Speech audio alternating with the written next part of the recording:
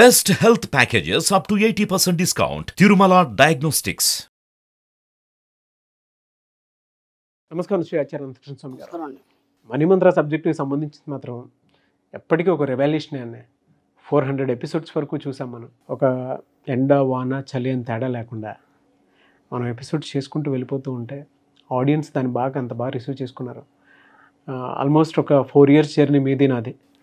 On screen చూసుకుంటే మాత్రం ఏం సాధించాము అని అంటే చాలా సాధించాం, చాలా అందరికీ చాలా సాధించేట్టుగా చేసాం. Thank you sir, thank you so much once again. ఈ వీడియోలో ఏం చెప్తున్నారు? నేను నా జీవితంలో ఒక సత్యాన్ని నమ్ముతానండి. ఓకే, నేను అందరికంటే నెంబర్ 1 ఫస్ట్ పాయింట్. నన్ను మించిన గొప్పవాడు లేడు. నేను గొప్ప ధనవంతుని. నేను ఏదైనా చేయగలను, ఏదైనా సాధించగలను. ఓకే, నేను ఎంతైనా సంపాదించగలను, ఎంతైనా ఖర్చు పెట్టగలను. ఓకే, నేను ఎప్పుడు ఎవరితోని పోను. నాకు నేను ఒంటరిగానే ప్రయాణం చేస్తాను. ఎందుకు ఇవన్నీ చెప్తున్నానంటే నీ జీవితంలో నువ్వు ఏదైతే నమ్ముతావో అది మాత్రమే సాధ్యమవుతుంది. కాబట్టి ముందు నీకు నువ్వుగా నీ యొక్క సబ్కాన్షియస్ మైండ్కి ఒక కాషన్ ఇవ్వాలి. ఏమనంటే నేను ఒక గొప్ప వ్యక్తిని, నేను ఒక కారణ జన్ముని, నేను ఇక్కడ భూమి మీద జన్మ తీసుకున్నానంటే నేను ఒక కారణ జన్ముని. అంటే నాకు ఒక కార్యం అనేది అప్పచెప్పబడింది విశ్వం ద్వారా. అది ఎలాంటిది అనేది నీకు సంబంధం లేదు. ఓకేనా? అలా అనుకున్నప్పుడు మాత్రమే నిన్ను ఆ విశ్వం ఒక గొప్ప వ్యక్తిగా తీర్చిదిద్దడం అనేది జరుగుతుంది. అర్థమైందా? మీరు నమ్మనంత మట్టికి మీ అందరిలాగే మీ లైఫ్ కూడా ప్రొద్దున లేవడం, ఏదో పని చేసుకోవడం, వచ్చి తిని పడుకోవడం, ఇంతకంటే మీ జీవితంలో ఎప్పుడు మార్పు రాదు. అర్థమవుతుందా? ఎందుకు మా జీవితంలో మార్పు రావట్లేదంటే ఏనాడు కూడా నిన్ను నువ్వుగా ఒక గొప్ప వ్యక్తిగా నువ్వు భావించలేదు. అర్థమైందా? ఈ అప్పులతో సతమతం అవుతూ, ఈ యొక్క కుటుంబ పరిస్థితులను సతమతం అవుతూ, నువ్వు చేసే పని దగ్గర ఆఫీస్ ప్రెమిసెస్లో నువ్వు సతమతం అవుతూ నిన్ను నువ్వు మర్చిపోతున్నావు. ఎప్పుడైతే నువ్వు మర్చిపోయినావో నీలో ఉన్న గొప్పతనం బయటికి రాదు. నువ్వెవరు నీకు తెలియదు కదా. ఫస్ట్ చెప్పేవాడు లేడు. నువ్వెవరు, నువ్వు ఎందుకు ఇక్కడ జన్మ తీసుకున్నావు, నీ జన్మ వెనకాల కారణం ఏంటి, ఒక తల్లి చెప్పగలగాలి, లేకపోతే ఒక ఉపాధ్యాయుడు చెప్పగలగాలి, ఒక గురువు చెప్పగలగాలి. అంత టైం మన దగ్గర ఎక్కడ ఉంది? ఇప్పుడైతే ఇంకా పిల్లలైతే అసలు నేను ఒక చిన్న రీసెంట్లో ఒక వీడియో చూశాను. ఎంత బాధ అనిపించిందంటే 3 పిల్లలు అట్ట కూర్చున్నారు, సోఫాలో కూర్చున్నారు, అందరి చేతిలో మొబైల్. ఓకే, వాళ్ళ అమ్మ వచ్చింది, ఏమైనా భోంచేద్దాం రండి అంటే కూడా ఈ 3 పిల్లలు ఎవరు కూడా పోవట్లేదు భోజనానికి.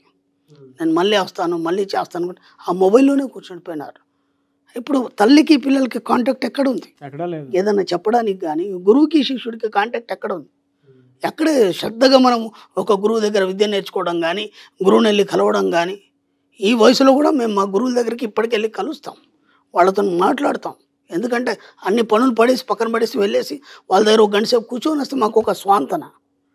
ఇవన్నీ ఇప్పుడు లేవు కదా. కాబట్టి నువ్వేందని వాళ్ళు ఎలా చెప్తారు? అంటే నీతో వాళ్ళతో కాంటాక్టే లేదు. నువ్వు గొప్పవాడు అని ఎలా తెలుస్తుంది? కాబట్టి నువ్వు కనీసం నువ్వు నమ్మాలి. ఎందుకంటే నేను గొప్పవాడిని, నేను ఒక కారణ జన్ముని, నాతో ఏదో కార్యం సాధించబడేది ఉంది, అందుకని నేను ఇక్కడ జన్మ తీసుకున్నాను అన్నప్పుడు ఏమవుతుందంటే నీకు దిశానిర్దేశం చేయడం అనేది జరుగుతుంది విషయం ద్వారా. అప్పటి వరకు మీరు మామూలు జీవితాన్ని మీరు గడపగలుగుతారు. ఇప్పుడు అలా అనుకున్నప్పుడు మీరు గొప్ప వ్యక్తిగా అనుకోవడం కాకుండా దాన్ని భావించడం అనేది జరగాలి ఫస్ట్. ఓకేనా? గొప్ప వ్యక్తిగా అన్నప్పుడు నువ్వు దాన్ని భావించడం జరగాలి. మీ యాటిట్యూడ్ కూడా అంతా ఎలా ఉండాలంటే కంప్లీట్ డిఫరెంట్గా ఉండాలి. అందరితో కలిసిపోతే మళ్ళీ మీరు గొప్ప వ్యక్తి కారు. మీకు మీరు ఆలోచించాలి, మీకు మీరుగా ఉన్నతంగా ఎలా జీవించాలి, ఎలా నీ యొక్క యాటిట్యూడ్ని మార్చుకోవాలి, ఎలా సంపాదించాలి. లేదా మీరు ఇప్పుడు మాకు క్లాసులకు ఎంతోమంది వస్తుంటారు, వాళ్ళు ఒక్కొక్కటి చెప్తుంటే నాకు అనిపిస్తుంది కదా, అసలు వీళ్ళేనా అనిపిస్తుంది. స్టార్టింగ్లో వచ్చినప్పుడు వాళ్ళని చూసినప్పుడు, ఇప్పుడు వాళ్ళ స్థాయి ఇంతకుముందు మనం చెప్పుకున్న కాన్షియస్ లెవెల్ పెరిగింది, వాళ్ళ చైతన్య శక్తి స్థాయి పెరిగింది. వాళ్ళు ఎంత బాగా చెప్తారంటే నేను ఒక ఫ్యాక్టరీ పెట్టదలుచుకున్నాను, ఈ దాంట్లో ఇంతమందికి ఎంప్లాయ్మెంట్ చేయదలుచుకున్నాను. ఇంకా కొందరు లేడీస్ పాపం వాళ్ళు హోమ్లీగా ఇంట్లోనే ఉండేవాళ్ళు, ఈరోజు వాళ్ళు కూడా ఏదో ఒక పరిశ్రమ కానీ లేదంటే ఒక 10 మందికి ఎంప్లాయ్మెంట్ కలిగించే స్థాయికి తీసుకెళ్లారు వాళ్ళు. ఇవన్నీ ఎలా వచ్చాయి అంటే అప్పటి వరకు నిన్ను నువ్వు గుర్తించలేదు. అవును, నువ్వు ఒక గొప్ప వ్యక్తిగా నిన్ను నువ్వు గుర్తించలేదు. ఎప్పుడైతే ఇది తెలిసిందో, తెలిసిన మరుక్షణం దానిపై ప్రయాణం చేయడం జరిగింది.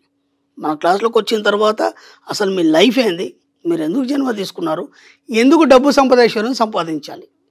ఓకేనా? డబ్బు సంపాదించారు ఎందుకు సంపాదించాలి?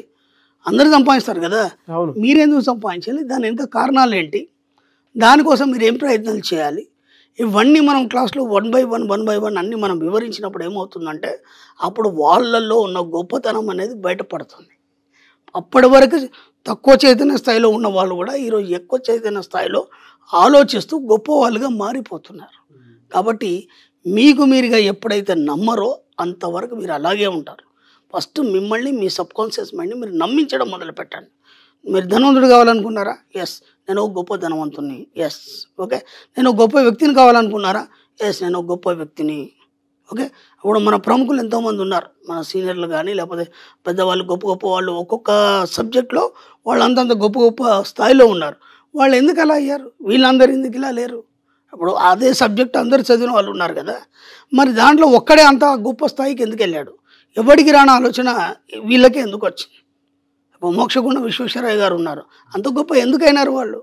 ఇప్పుడు ఆయన తర్వాత ఎంతోమంది ఇంజనీర్లు వచ్చారు, మంచి మంచి కట్టడాలు కట్టారు. ఆయన ఇప్పటికీ ఆయన పేరే మనం ఎందుకు చెప్పుకుంటున్నాం? అంత కాన్షియస్ స్టేజ్ ఎవరు చూడలేదు ఆ సబ్జెక్ట్లో. ఎస్, ఒక్కొక్కటి ఆయన జీవిత చరిత్ర చదువుతుంటే ఒళ్ళు గగురు పడుస్తుంది. ఆయన చేసినటువంటి ఆలోచనలు కానీ ఆ యొక్క కట్టడాలు కానీ అవన్నీ వాళ్ళు ఆ స్థాయికి వెళ్ళారంటే వాళ్ళ చైతన్య శక్తి స్థాయి చాలా హై లెవెల్లో ఉంది. అంటే వాళ్ళని వాళ్ళు నమ్మారు ముందు. ఆ నమ్మినప్పుడు మాత్రమే మీ జీవితంలో ఆ స్థాయికి వెళ్ళడం జరుగుతుంది. కాబట్టి మీరు మీ సబ్కాన్షియస్ మైండ్ నమ్మించండి. మీరు ఎందుకు జన్మ తీసుకున్నారు? నేను స్టార్టింగ్లో చెప్పాను, నేను చాలా గొప్పవాడిని, నన్ను మించిన గొప్పవాడు లేడు.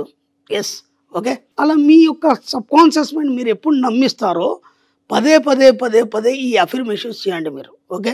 మీరు ఊహించండి పదే మీకు ఏం కావాలి, మీ సబ్జెక్ట్లో మీరు ఎంత స్థాయికి వెళ్ళాలి, మీ సబ్జెక్ట్లో మీరు ఎంత స్థాయికి వెళ్ళాలి. ఇక్కడ ఇంకొక కన్ఫ్యూజన్ ఉంది. ఒక స్టూడెంట్ ఉన్నాడు, అతను ఒక సబ్జెక్ట్లో ఉన్నాడు. ఆ సబ్జెక్ట్లో గొప్ప వాళ్ళ గురించి అందరికీ నాకు చెప్తున్నాడు. ఆ అబ్బాయి వాళ్ళ సబ్జెక్ట్లో ఎంత డెప్త్కి వెళ్ళారు, వాళ్ళు ఏమేమి కనిపెట్టారు అదంతా నాకు చెప్తున్నాడు. వాళ్ళ గ్రేట్నెస్ గురించి చెప్తున్నాడు అబ్బాయి. నేనన్నాను, నీ అభిప్రాయం ఏంటి అని అడిగాను. చాలా గొప్పవాళ్ళు కదండి, చాలా గ్రేట్ కదండి అన్నాడు. నేను ఒక మాట చెప్పాను, ఇప్పుడు నువ్వు వాళ్ళని బేరీజ్ వేసుకున్నావు అనుకో, నువ్వు వాళ్ళలాగా తయారవుతావు. అర్థమైందా? వాళ్ళు గొప్పవాళ్ళు, వాళ్ళకు నమస్కారం చేయి అంతే. వాళ్ళని మించి నీ గొప్పతనం ఏంటి నువ్వు ప్రదర్శించడానికి ప్రయత్నం చేయి. లేకపోతే ఏమవుతుంది, నువ్వు వాళ్ళని మైండ్లో పెట్టుకున్నావు అనుకో, మళ్ళీ యాజిటీస్గా నువ్వు కూడా అలాగే తయారైపోతావు. అర్థమైందా? కాబట్టి మీకంటూ ఒక ప్రత్యేకతను సంతరించుకొని మిమ్మల్ని మించిన గొప్పవారు లేరని చెప్పడంతో పాటు మీకంటూ ఒక ప్రత్యేకతను సంతరించుకున్నప్పుడు మాత్రమే మీరు అందరికంటే భిన్నంగా ఒక గొప్ప స్థాయిలో ఉండడం అనేది జరుగుతుంది. కాబట్టి ముందు మిమ్మల్ని మీరు నమ్మండి. నేను ఎందుకు జన్మించాను, ఈ జన్మ ఎందుకు తీసుకున్నాను, నేను కారణ జన్మని ఎందుకు అయ్యాను, నా వల్ల ఏమవుతుంది, అది విశ్వం నాకు ఎలా అప్పచెప్పింది, దాన్ని నేను ఎలా సక్సెస్ చేయాలి. ఈ 4-5 విషయాలను కనుక మీరు గట్టిగా నమ్మితే ఖచ్చితంగా మీరు వాళ్ళని మించిన గొప్ప వాళ్ళు కావచ్చు, మీ పేరు కూడా చరిత్రలో నిలిచిపోవచ్చు. ప్రయత్నం చేయండి. నమ్మాలి, ఫస్ట్ నమ్మాలి. మీలో ఉన్న గొప్పతనాన్ని మీరు నమ్మాలి. అంటే మిమ్మల్ని మీరు ఎప్పుడు కాషన్ చేసుకోవాలి, మీ బాడీని కానీ మీ మైండ్ని కానీ. మీరు ఎప్పుడైతే కాషన్ చేసుకోవాలో, ఎప్పుడు when you take rest you rust. ఎప్పుడైతే మీరు హాయి కూర్చున్నారు, పడుకున్నారు, ఇంకా ఏం పని లేదనుకోండి, అప్పుడు ఏమైతే చిలుంబడిపోతారు మీరు. కాబట్టి ఎప్పుడు కూడా మనసుకు కానీ బాడీకి కానీ ఎప్పుడు ఏదో పని అప్పచెప్తున్నాడు మీరు. ఎంత పని అప్పచెప్తే అంత షార్ప్గా తయారైపోతుంది.